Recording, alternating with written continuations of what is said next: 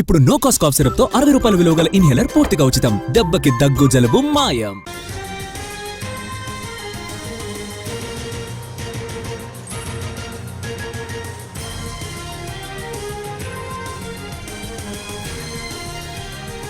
Hyderabad రామంతపూర్లో current shock ఘటనపై HRC serious అయింది. కేసును సుమోటోగా స్వీకరించింది. శోభయాత్రలో 6 ప్రాణాలు కోల్పోవడం విషాదకరమని హెచ్ఆర్సీ వ్యాఖ్యానించింది.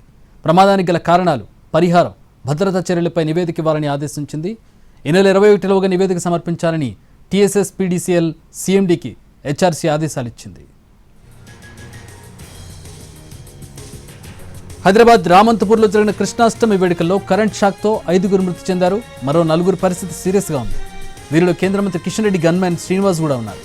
ఆయన ప్రస్తుతం ఐసీయూలో చికిత్స పొందుతున్నారు. రాత్రి 9 గంటలకు శోభయాత్ర మొదలవుగా వర్షం కారణంగా ఆలస్యంగా సాగింది. రాత్రి 12:30 సమయంలో యాదవ్ సంఘం దగ్గరకు యాత్ర వచ్చింది. ఇందులో రథాన్ని లాగుతున్న జీప్ మొరాయించింది. ఉత్సవ నిర్వాహకులు చేతులతో రథాన్ని తోశారు. అలా కొద్ది దూరం రాగానే పైనున్న కరెంటు వైర్లు రథాన్ని తాకాయి. దీంతో షాక్ కొట్టింది. రథం పట్టుకున్న వాళ్లకు షాక్ తగిలి కింద పడిపోయారు. పైనుంచి నిప్పురవ్వలు వచ్చాయని సాక్షులు చెబుతున్నారు. కింద పడిపోయిన వారిని పక్కకు లాక్కెళ్లి సిపిఆర్ చేశామంటున్నారు. అయితే అప్పటికి ఆలస్యమైందని, 5 ప్రాణాలు పోయాయని చెప్పారు. రథంపై ఉన్న పూజారికి ఏమీ కాలేదు. అయితే రథానికి ఉన్న ఇనుప భాగం పట్టుకున్న వాళ్లకు మాత్రమే కరెంట్ షాక్ తగిలిందని చెబుతున్నారు. అందరూ ఒక్కసారిగా విసిరేసినట్లు చెల్లాచెదిరిగా పడిపోయారు. 5 చనిపోగా 4 పరిస్థితి విషమంగా ఉంది. చనిపోయిన వారి మృతదేహాలను పోస్టుమార్టం కోసం గాంధీ ఆసుపత్రికి తరలించారు.